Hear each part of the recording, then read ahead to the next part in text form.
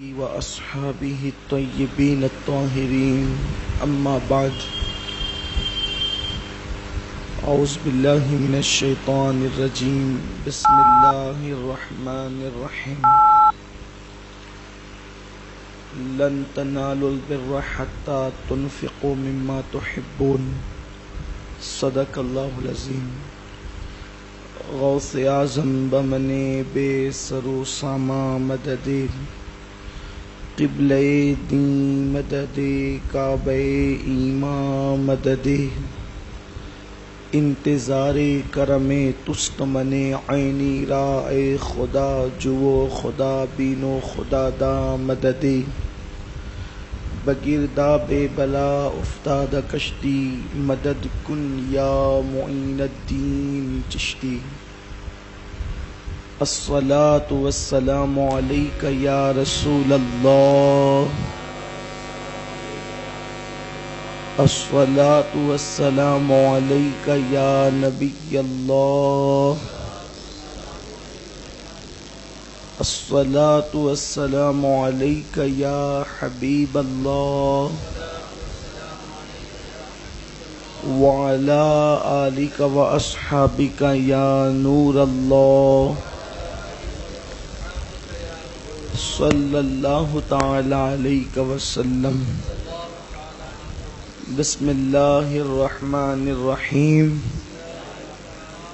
اللہم صلی وسلم وبارک علی سیدنا و مولانا محمد نبی الامی الحبیب العالی قدر عظیم الجاہ وآلہ وصحبہ وبارک وسلم جزاکم اللہ خیرا۔ یہ درود شریف آپ بار بار فقیر سے سنتے رہتے ہیں کہ جمعہ کے دن پڑھنا چاہیے۔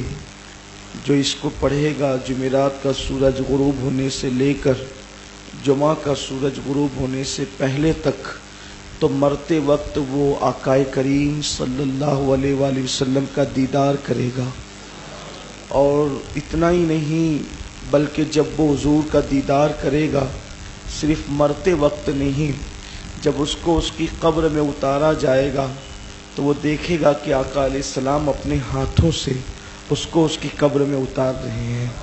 تو اس درود شریف کو پڑھا کریں، عادت بنائیں۔ اللہ تعالی ہم سب کو کثرت سے درود شریف پڑھنے کی توفیق عطا فرمائیں۔ قبر میں اتارتے وقت کا وقت وہ ہوتا ہے اچھے اچھوں کے ماتھے پہ پسینہ، اتارنے والوں کے ماتھے پہ پسینہ آ جاتا ہے تو اترنے والے کا کیا حال ہوتا ہوگا۔ اس لیے وہ گھڑی بڑی کٹھن گھڑی ہوتی ہے، لیکن قربان جائیں میرے کریم آقا پر جو حضور پہ درود یہ پڑھے گا، حضور اپنے ہاتھوں سے اس کو اس کی قبر میں اتاریں گے۔ تو اس لیے اس درود شریف کے عادی بنے۔ اللہ تعالی ہم سب کو درود شریف کثرت کے ساتھ پڑھنے کی توفیق عطا فرمائے۔ اللہ تعالی کی بارگاہ میں دعا ہے کہ جس آیے کریمہ کے حصے کی میں نے تلاوت کی ہے، میرا قادر و قیوم رب اس پہ مجھے حق کہنے اور آپ سب کو حق سن کر اسے عمل کرنے اور عام کرنے کی توفیق نصیب فرمائے۔ اللہ تبارک و تعالیٰ نے ہمیں دنیا میں بھیجا ہے، یہ دنیا دارالعمل ہے، یعنی یہاں عمل کی جگہ ہے، اور پھر جو برزخ ہے وہ آخرت کی شروعات ہے، آخرت کی پہلی منزل ہے جسے قبر کہتے ہیں، اور وہیں سے یہ پتہ لگنے لگتا ہے کہ ہماری آخرت کیسی ہوگی۔ پہلا زینہ ہے آخرت کا، ہماری آخرت کا اندازہ ہمیں اپنی قبر سے لگے گا کہ اگر قبر میں ہم سکون سے ہیں تو انشاءاللہ آخرت میں بھی ہم سکون سے ہوں گے، اور اگر اللہ نہ کرے کہ کسی کو قبر میں کوئی تکلیف ہے تو اس کی آخرت بھی بڑی دردناک ہے۔ بلکہ قبر رکھی اس لیے گئی ہے کہ اس میں کوئی کسی کو دیکھتا نہیں، قبر اس لیے رکھی گئی ہے کہ اس میں کوئی کسی کو دیکھتا نہیں ہے۔ اللہ کی حکمت یہ ہے کہ کوئی یہاں نہ دیکھے اور اللہ تعالیٰ اپنے بندوں کے جو گناہ اس نے دنیا میں کیے ہیں وہ قبر ہی میں معاف کر دے، اور جب وہ قبر سے اٹھے تو پھر وہ نیک وکار اور مغفرت یافتہ ہو کر اٹھے، تاکہ میدان محشر میں اس کو کوئی زیادہ تکلیف کا سامنا نہ کرنا پڑے۔ لیکن اس کے باوجود بھی میدان محشر اتنا دردناک ہے، اتنا دردناک ہے، اتنا دردناک ہے کہ آپ نے بارہا سنا ہوگا کہ نیک ہو یا بد ہو سب کے لیے محشر کا حال یہ ہے کہ سورج جو ہے وہ ایک ہاتھ کے فاصلے پر ہے، صرف سر اور سورج کے درمیان ایک ہاتھ کا فاصلہ ہے، اور پسینے کے اندر لوگ ڈبکیاں لے رہے ہوں گے، لیکن اللہ جس کو بچانا چاہے بچا لے۔ باقی سب کا حال یہ ہوگا۔ انبیاء کرام ہمارے نبی کے سوا اللہ کی بارگاہ میں سجدہ ریز ہو کر کے کہیں گے اللہ ہم اپنے لیے امان چاہتے ہیں، آج کسی کے لیے کچھ نہیں چاہتے۔ اس دن اگر کوئی چیز کام آئے گی تو وہ ہماری اور آپ کی نیکیاں ہوں گی۔ اس دن پوچھا جائے گا کہ کیا لائے ہو میرے لیے؟ اللہ پوچھے گا میرے لیے کیا لائے ہو؟ نیکیاں۔ نیکی اس دن کتنی قیمتی ہوگی، کتنی اہم ہوگی نیکی، اس پر آپ نے ممکن ہے بارہا سنا ہوگا کہ اس دن نیکی اتنی قیمتی ہوگی کہ ایک نیکی ماں اپنے بیٹے کو دینے کے لیے تیار نہیں ہوگی۔ ایک نیکی جب ہم کسی مسلمان کو دیکھ کر صرف مسکراتے ہیں، صرف مسکراتے ہیں اللہ کے لیے، اس سے قرضہ لینا نہیں ہے، اس سے کوئی آپ سن رہے ہیں توحید نیٹ ورک کی اسلامک آواز، Tauheed network international Islamic YouTube channel. اس لیے آپ نے دیکھ کر مسکرایا کہ اللہ راضی ہو، اس کا محبوب راضی ہو، تو صرف دیکھ کر مسکرانے پر اللہ احد پہاڑ کے برابر سونا صدقہ کرنے کا ثواب عطا فرماتا ہے۔ آپ دیکھیں یہ دنیا میں نیکی کتنی آسان ہو گئی ہے، نیکی دنیا میں کتنی آسان ہے کہ اگر صرف کسی ایمان والے کو اللہ کے لیے دیکھ کے مسکرا دیں تو اللہ احد پہاڑ کے برابر سونا خیرات کرنے کا ثواب عطا فرمائے۔ اور قیامت میں نیکی اتنی مہنگی کہ ماں بھی ایک نیکی دینے کے لیے تیار نہ ہو۔ اگر کوئی بندہ آسمان پر تارے دیکھ کر یہ دعا پڑھ لے ربنا ما خلقت ھذا باطلا سبحانک فقنا عذاب النار، تو آسمان میں جتنے تارے ہیں ان تاروں کی تعداد کے برابر اللہ نیکیاں عطا فرمائے گا۔ یعنی یہاں نیکی کرنا کتنا آسان ہے۔ اسی طریقے سے کوئی بندہ اگر باوضو رہے، یعنی کہ استنجا کرنے کے بعد، استنجا کے بعد اپنی عادت ہے کہ ہم ہاتھ دھل لیتے ہیں، لیکن ہاتھ دھلنے کی بجائے اگر پورا وضو ہی کر لے، کتنا ٹائم لگتا ہے؟ 2 منٹ سے زیادہ تو وضو کرنے کے لیے نہیں لگتا ہے۔ تو ہم نے وضو کر لیا تو یہ وضو جب تک باقی رہے گا فرشتے مسلسل نیکیاں لکھتے رہیں گے۔ اگر کوئی بندہ سونے سے پہلے وضو کر لے اور بستر پہ باوضو سوئے تو جب تک اس کی آنکھ نہیں کھل جاتی اس کا ایک ایک سیکنڈ نیکیوں میں شمار ہوتا رہے گا۔ یعنی یہ دنیا نیکی کمانے کی جگہ ہے، نیکی اکٹھا۔ ہم دنیا میں بحیثیت تاجر آئے ہیں، ہم دنیا میں بحیثیت تاجر آئے تجارت کے لیے، اور وہ کون سی تجارت ہے؟ وہ نیکیوں کی تجارت ہے۔ جتنا جمع کر سکتے ہیں جمع کر لو، اور ایسے لالچی تاجر کی طرح کہ کوئی موقع نیکی کمانے کا ہاتھ سے جانا نہیں چاہیے۔ اگر کتے کو پانی پلا کے نیکی کر سکتے ہیں تو وہ نیکی بھی کر لینا چاہیے۔ اگر جو ہے وہ راستے سے پتھر ہٹا کر کے نیکی کر سکتے ہیں، کانٹے ہٹا کے نیکی کر سکتے ہو تو کر لینا چاہیے۔ چڑیوں کو دانہ ڈال کر کے نیکی کر سکتے ہیں تو کر لینا چاہیے۔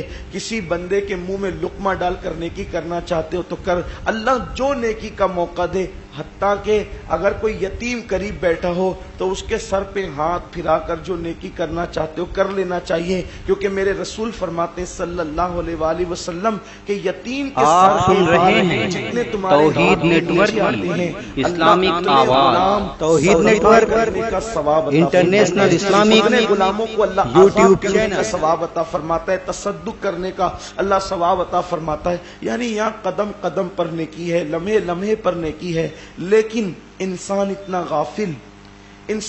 غافل دنیا میں اس قدر انسان ڈوب چکا ہے کہ انسان نیکی اکٹھا نہیں کرنا چاہتا.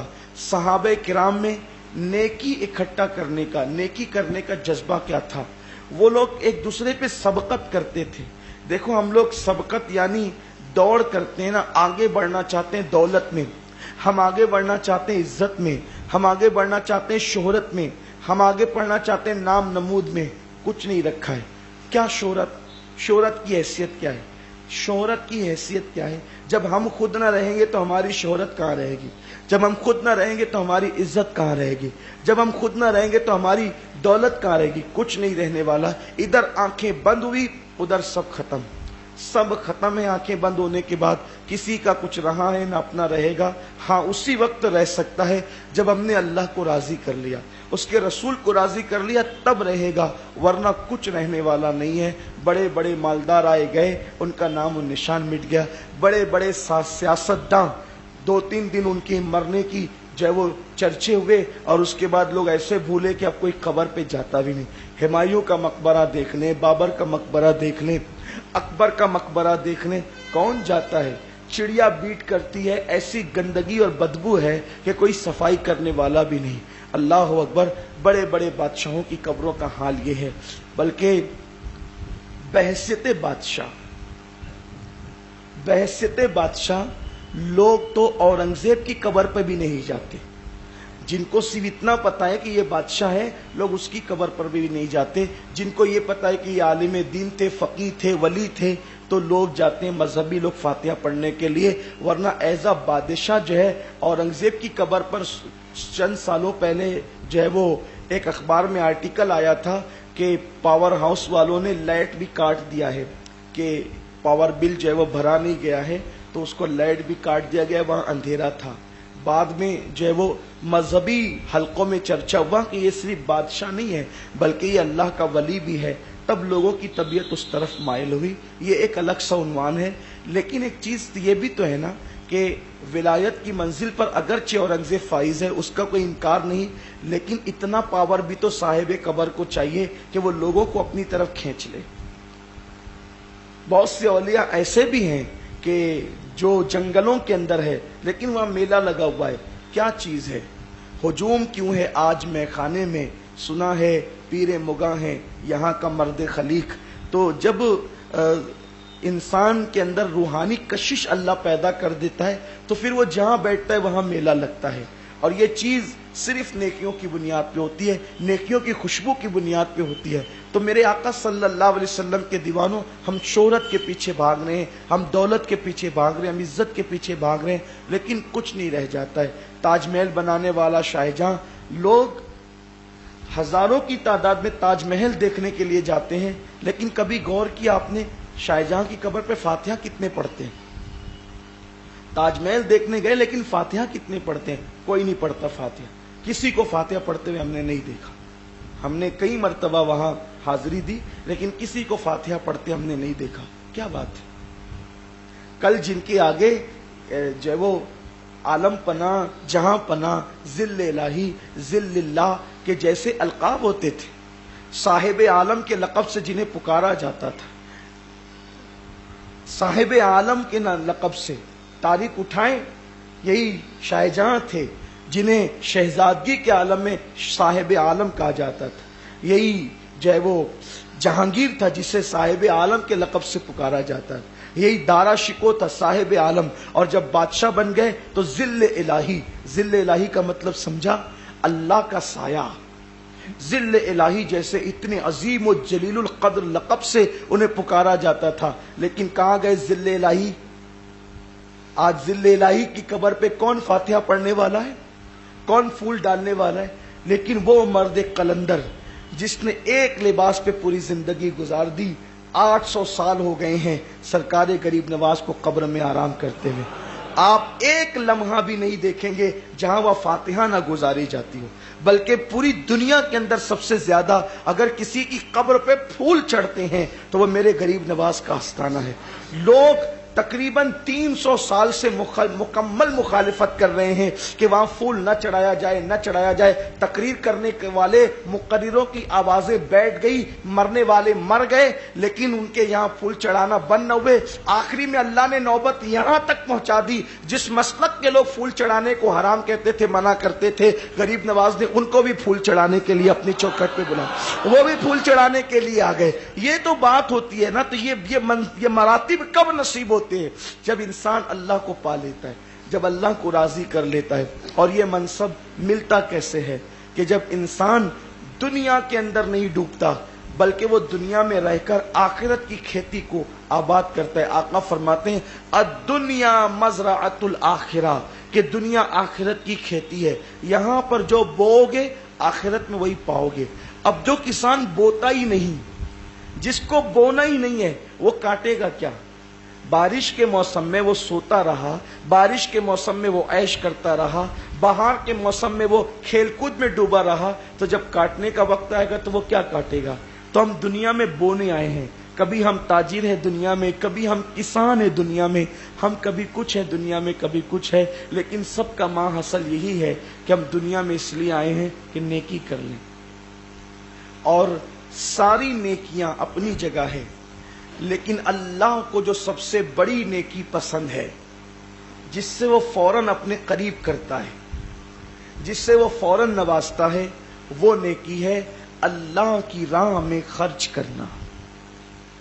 اللہ کی راہ میں خرچ کرنا۔ لن تنالوا البر حتى تنفقوا مما تحبون، یہ عنوان دنیا دار لوگوں کی طبیعت پہ بہت گراں گزرتا ہے، لیکن یہ عنوان اللہ کے بہت قریب کرنے والا ہے۔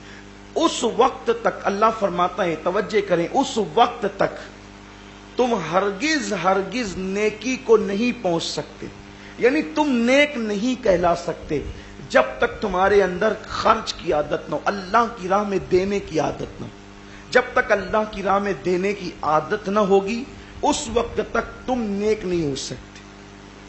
آپ کی نمازیں قبول نہیں ہے اگر آپ زکوٰۃ نہیں دیتے، آپ کے روزے قبول نہیں ہے اگر آپ زکوٰۃ نہیں دیتے، آپ کے روزے لٹکے ہوتے ہیں آسمان اور زمین کے درمیان جب تک آپ فطرہ نہیں دیتے۔ اسلام میں دینے کا مزاج ہے، دینے کا کانسیپٹ ہے، دینے کا انداز ہے۔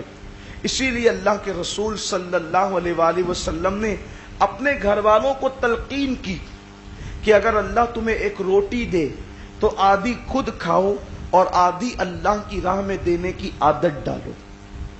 اور ہمارا اصل سرمایہ، اپنا جو اصل سرمایہ ہے وہ ہے جو ہم نے اللہ کی راہ میں دے کر اس کو محفوظ کر لیا ہے، اصل سرمایہ۔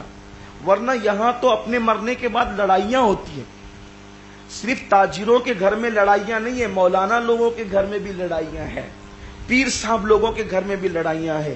کیوں ہو رہی ہے لڑائیاں؟ بولے ابا کا انتقال ہوا تو میرا اتنا اور تیرا اتنا۔ ابا کی فکر کسی کو نہیں ہے، سب کو فکر ہے وہ گاندھی کی جو چھپا ہوا ہے نوٹ پر۔ کس کو سب کو کس کی فکر ہے؟ زمین کی، جائیداد کی۔ لڑائیاں ہو رہی ہے، بندوقیں نکل رہی ہے، تلواریں نکل رہی ہے، ایک دوسرے پر جو ہے وہ مقدمے کیے جا رہے۔ کون لوگ؟ اہل جبہ و دستار لوگ۔ کیوں؟ ابا کا انتقال ہوا، مجھے اتنا ملنا چاہیے۔ تاجر کے بچے بھی لڑ رہے ہیں، اہل جبہ و دستار کے بچے بھی لڑ رہے ہیں، وارثان منبر و محراب کے بچے بھی لڑ رہے ہیں۔ کیوں لڑ رہے ہیں؟ اس لیے کہ ان کو پیسہ چاہیے۔ ابا کی فکر کون کرتا ہے؟ باپ کا قبر میں حال کیا ہے، اس کی فکر کس کو ہے؟ یہ دنیا ہے، دنیا۔ دنیا اس قدر بے وفا ہے، اس قدر بے وفا ہے۔ اس دنیا نے کسی کے ساتھ وفا نہیں کیا، اس دنیا نے کسی کے ساتھ وفا نہیں کیا۔ اسی لیے آپ اہل اللہ کی تاریخ اٹھا کر دیکھیں، سیدنا فاروق اعظم جب دنیا سے جا رہے تھے، وہ عمر ابن خطاب جس نے بلا شرکت غیرے 3 بر اعظموں پر اکیلے حکومت کی ہے، وہ عمر ابن خطاب جس کے دور میں افریقہ کے بر اعظم کے اندر کلیساؤں میں اذانیں پڑھی گئی ہے. وہ عمر ابن خطاب جس نے چرچوں کو خرید کر، کلیساؤں کو خرید کر مسجدوں کے اندر تبدیل کیا ہے. اور اقبال نے اس پہ فخر کرتے ہوئے کہا ہے، دی اذانیں کبھی یورپ کے کلیساؤں میں اور افریقہ کے تپتے ہوئے صحراؤں میں.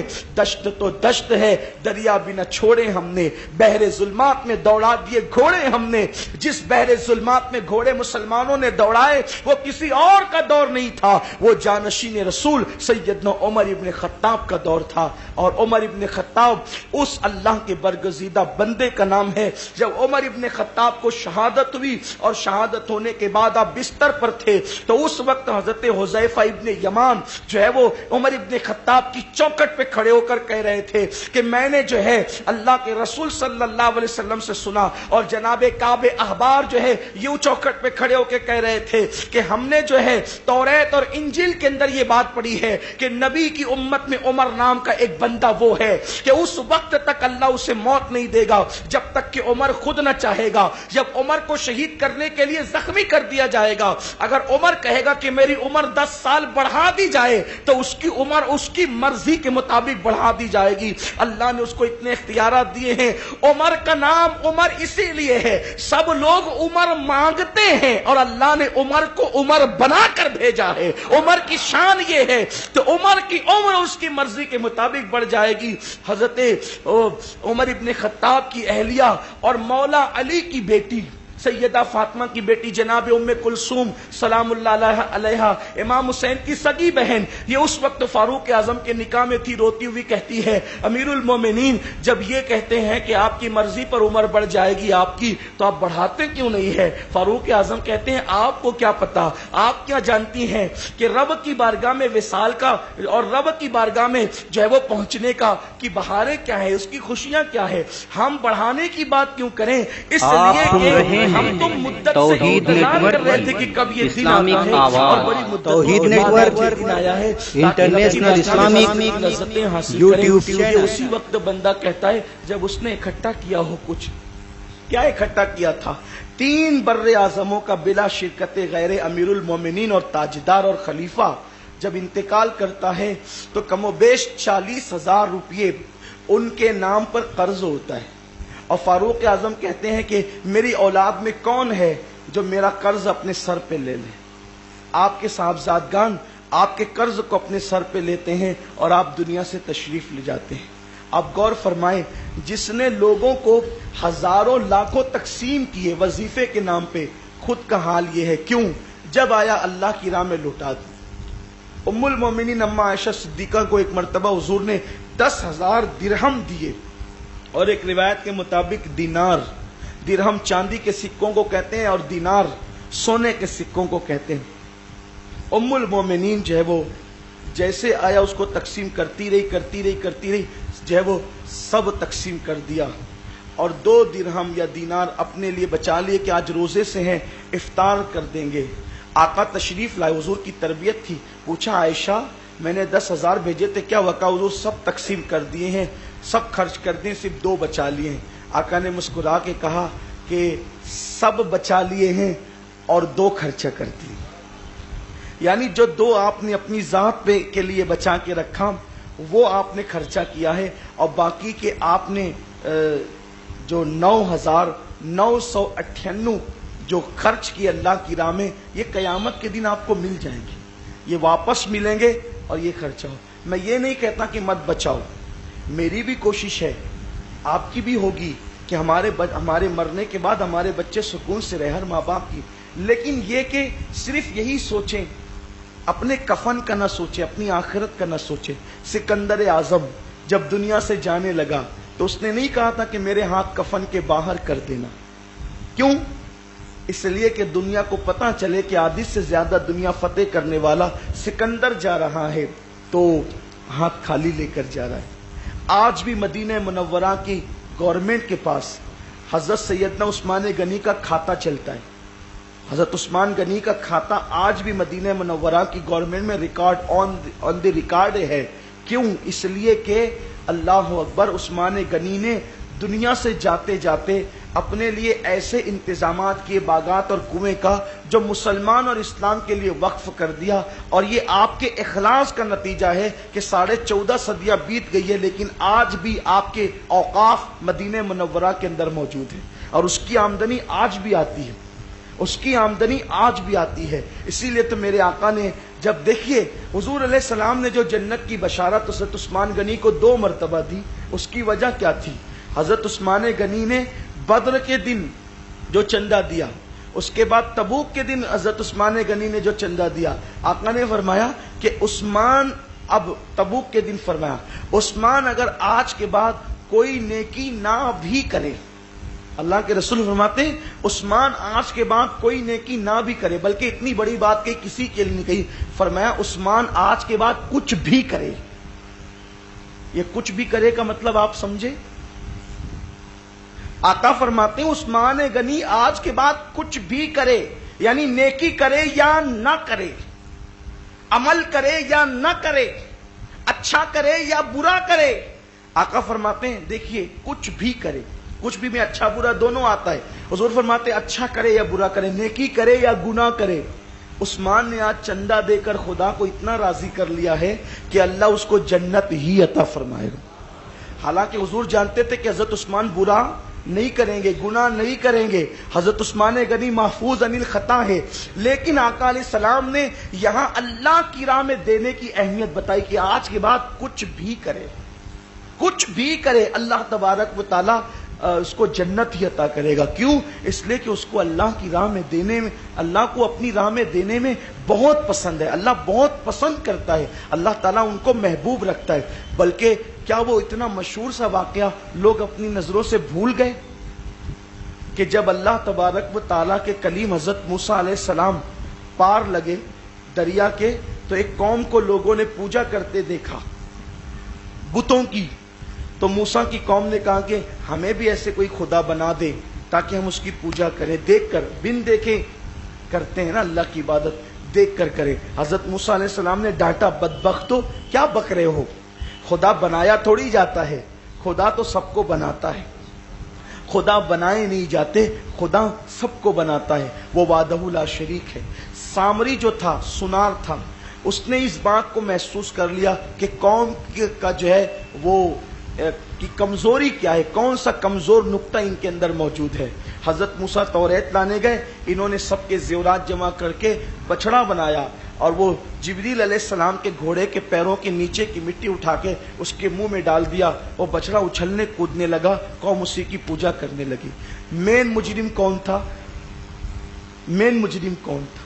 سامری تھا، جس نے بچڑا بنایا تھا، لیکن جب اللہ کا عذاب آیا سب پر آیا، سامری پر نہیں آیا، سب ہلاک ہو گئے، سامری ہلاک نہیں ہوا۔ حضرت موسیٰ علیہ السلام نے عرض کی اللہ کی بارگاہ میں، شکایت ہوئی آپ کو، اللہ یہی تو سب سے بڑا مجرم ہے، اور آج کے دور کے حساب سے یوں کہہ لیں ماسٹر مائنڈ تو یہی ہے نا، جو ماسٹر مائنڈ ہوتا ہے اس کو بڑی سزا ملتی ہے، یہی تو ماسٹر مائنڈ ہے، اس کو عذاب نہیں ہوتا ہے، اور سب کو عذاب ہوا۔ ارشاد ہوا موسیٰ ضرور دیتے عذاب، لیکن اس کی ایک خوبی ہے کافر، لیکن خوبی اس کی یہ ہے کہ یہ میری راہ میں خرچہ کرتا ہے، میری راہ میں خرچ، کافر ہو کر میری راہ میں دیتا ہے، لوگوں پہ خرچ کرتا ہے، اپنی دولت لٹاتا ہے، بس اسی سخاوت کی وجہ سے ہم نے اس کو عذاب نازل نہیں کیا۔ دیکھو کافر ہو کر اگر اللہ کے لیے سخاوت کرے تو وہ دنیا میں اللہ کے عذاب سے محفوظ رہے، تو جو مومن ہو کر سخاوت کرے اللہ کی راہ میں، اور پھر سخاوت وہاں دیکھیے، سخاوت تو بہت ساری جگہ ہے، کسی غریب کی جھولی میں ڈال دیا، کسی بیوہ کو دے دیا، کسی کی شادی کروا دی، یہ ساری سخاوتیں بڑی عظیم ہیں، لیکن سخاوت وہاں جسے اللہ کا گھر کہتے ہیں، جسے مسجد کہتے ہیں، مسجد میں سخاوت اللہ کے لیے، اس لیے کہ حضور علیہ السلام کو سب سے زیادہ اگر کوئی چیز پسند ہے تو حضور کو یہ پسند ہے کہ اللہ کے گھر تعمیر کیے جائیں، اللہ کے لیے مسجدیں بنائی جائیں، اللہ کے لیے مسجد بنائی ہے۔ حضور فرماتے ہیں من بنا للہ مسجدن بنا اللہ لہ بیتن فی الجنہ، جو اللہ کے لیے مسجد بناتے ہیں اللہ ان کے لیے جنت میں محل بناتا ہے۔ اب ہم اپنی طاقت عادت کے مطابق بناتے ہیں اور اللہ اپنی شان کے مطابق بناتا ہے. بلکہ حضور علیہ السلام یہاں تک فرماتے ہیں اگر کسی نے چڑیے کے گھونسلے کے برابر بھی اللہ کے لیے مسجد بنائی تو اللہ اس کے لیے جنت میں محل تعمیر فرمائے گا. چڑیا کا گھونسلہ کتنا ہوتا ہے؟ حالانکہ چڑیا کے گھونسلے اتنی مسجد نہیں ہوتی، لیکن حضور نے ترغیب کے لیے، اسی لیے حضور علیہ السلام جب مدینہ منورہ پہنچے تو حضور نے سب سے پہلا کام جو کیا وہ یہ کہ آقا علیہ السلام نے قباء کی بستی میں جو ہے وہ مسجد کی بنیاد رکھی. اور جن لوگوں نے حضور کے ساتھ مسجد کی بنیاد رکھنے میں شرکت کی، اللہ نے ان لوگوں کی قیامت تک کے لیے تعریف قرآن میں نازل فرمائی، اللہ نے ان کا ذکر کیا. پھر حضور علیہ السلام جب مدینہ طیبہ کی بستی میں آئے تو مسجد نبوی کی بنیاد رکھی، اور پھر آقا علیہ السلام نے بنفس نفیس خود اس کے اندر شرکت فرمائی. حضور خود پتھر اٹھا کر لاتے اور اپنے ہاتھ سے رکھتے. اب یہاں تک کہ حضور علیہ السلام کے جسم اقدس پر گرد و غبار پڑ گئی اور چاندی جیسا جسم مٹی میں، پیلی پیلی مٹی میں اٹ کر ایسا لگنے لگا کہ جیسے کوئی جو ہے وہ چاند جو ہے کسی سرمگی بدلی کے اندر چھپ گیا ہو. حضور کا جسم ایسے لگنے لگا. صحابہ کرام کو کب گوارا تھا؟ بھئی مسجد کے امام صاحب اگر اٹھ کر پانی لے تو چار مقتدی کہتے ہیں حضرت رکیے میں لاتا ہوں، تو حضور پتھر اٹھائیں تو صحابہ کو کب گوارا تھا؟ جو حضور علیہ السلام کے وضو کا پانی زمین پہ گرنے نہیں دیتے تھے، ان کو کب گوارا تھا کہ وہ آقا کو پتھر اٹھانے دے؟ میرے کریم آقا کی بارگاہ میں دوڑ کے آتے، یا رسول اللہ لائیے. آقا فرماتے ہیں یہ میں لے جا رہا ہوں، وہاں اور بھی پڑے ہوئے وہ تم اٹھا کر کے لاؤ. حضور نے کسی کے ہاتھ میں دیا نہیں، حضور نے خود اٹھایا، کیونکہ اللہ کے حبیب علیہ السلام جانتے تھے کہ قیامت تک مسجدوں کی تعمیر ہوگی. اور آقا نے بنفس نفیس شرکت کر کے، آپ جانتے ہیں جب مسجد خریدنے کی بات آئی زمین تو حضور علیہ السلام نے فرمایا میں پیسے دوں گا. صدیق اکبر نے عرض کی یا رسول اللہ میں بھی تو آپ کا اور میری دولت بھی تو آپ کی ہے، اس لیے آپ مجھے عنایت فرمائیں کہ میں آپ کی طرف سے خرید لوں. تو اللہ کے رسول صلی اللہ علیہ وسلم نے اجازت دی.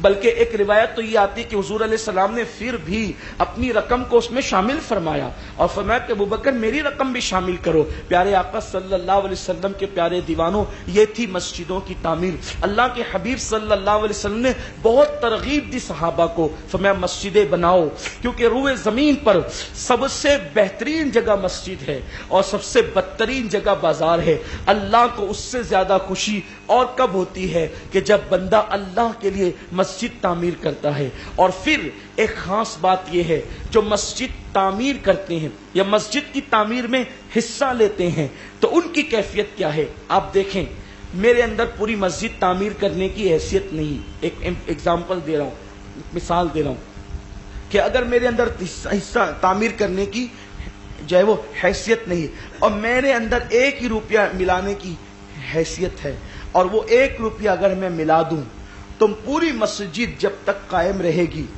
اور اس میں جتنے لوگ نماز پڑھتے رہیں گے اس کا ثواب مجھے ملتا رہے گا جب تک وہ مسجد قائم رہے گی.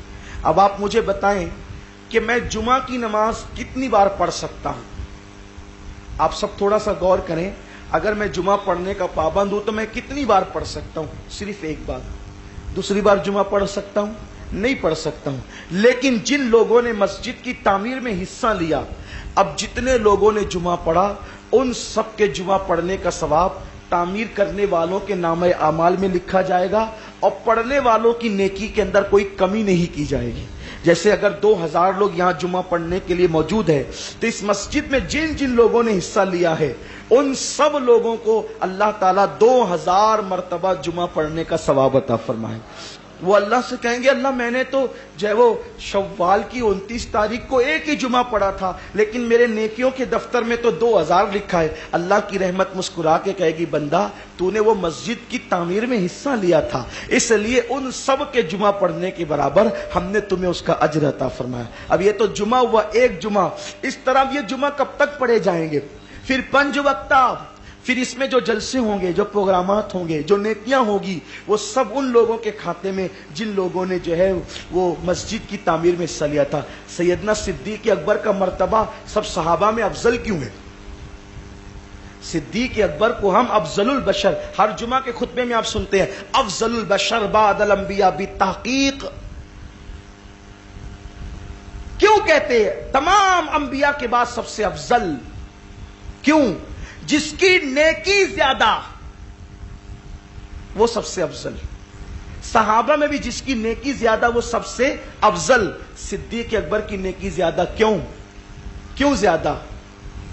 مسجد نبی خریدنے کی بات آئی تو پیسہ دیا اور حضور نے منع کیا تو کہا کہ میں بھی تو آپ کا ہوں. دینے کے لیے دیکھو کس طریقے سے. اور باقی کی بات بھی تھی. تبوک کے دن آئے تو کیا کیا؟ پورا اثاثہ لا کر کے حضور کی بارگاہ میں پیش کر دیا. جتنا خرچ صدیق اکبر نے کیا ہے صحابہ میں اتنا کسی نے نہیں کیا ہے. اور خواتین میں جتنا خرچ اماں خدیجہ نے کیا ہے اتنا کسی نے نہیں کیا. کسی نے نہیں کیا ہے. آپ غور فرمائیں. اسی لیے ام المومنین کو جو مرتبہ حاصل ہے امہات المومنین کے اندر وہ کسی ام المومنین کو حاصل نہیں. حضور بعد وصال بھی ان کو یاد کرتے تھے. صدیق اکبر کو جو مرتبہ حاصل ہے کیونکہ انہوں نے خرچ. نمازی تو سبھی صحابہ تھے لیکن اللہ تعالیٰ خرچ کرنے کا موقع کسی کسی کو دیتا ہے. حضرت بلال کی تمنا نہیں تھی کہ میں خرچ کروں لیکن تھا ہی نہیں تو کیا دیتے. حضرت ابو ہریرہ کی تمنا نہیں تھی کہ میں خرچ کروں تھا ہی نہیں تو کیا دیتے. اس سے پتا چلا کہ اللہ کسی کو دینے والا بنائے مطلب یہ ہے کہ یہ اس کی بہت بڑی خوش نصیبی ہے. اللہ اس کو کچھ مرتبے عطا کرنا چاہتا ہے اس لیے اللہ تعالیٰ اس کو دینے والا بناتا ہے. تو اللہ رب العزت کی راہ میں دینا اس کو بہت پسند ہے. اور پھر وہ بھی مسجد. ہم زندگی بھر اگر اللہ 60 سال کی عمر عطا کرے تو 80,000 سے زیادہ نمازیں نہیں پڑھ سکتے. 80-90 ہزار سے زیادہ نماز ہم پوری زندگی میں بہت پابندی سے پڑھی تو 80-90 ہزار سے زیادہ نمازیں نہیں پڑھ سکتے. لیکن اگر مسجدوں کے اندر اہل حق کی مسجدوں کے اندر ہم نے حصہ لے لیا مسجد کی تعمیر میں ہم آگے بڑھ گئے تو 10-5 مساجد کے اندر حصہ لے کر تعمیر میں ہم آگے بڑھ گئے تو انشاءاللہ کئی لاکھ نمازوں کا ثواب اپنے نامہ اعمال میں ہوگا. لیکن یہ کام صرف لوجہ اللہ کے لیے ہونا چاہیے.